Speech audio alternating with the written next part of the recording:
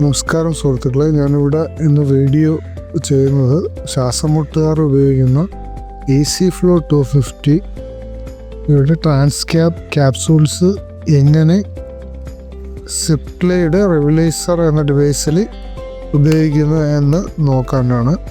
ആദ്യമായിട്ട് ഉപയോഗിക്കുന്നവർക്കാണ് ഈ വീഡിയോ. ശ്വാസമുട്ടുമായിട്ട് ബന്ധപ്പെട്ട എന്തെങ്കിലും അസുഖങ്ങൾ ഉണ്ടെങ്കിൽ ഡോക്ടറിൻ്റെ ഉപദേശപ്രകാരം മാത്രമേ മരുന്നുകൾ ഉപയോഗിക്കാൻ പാടുള്ളൂ എന്നുകൂടി ശ്രദ്ധിക്കുക.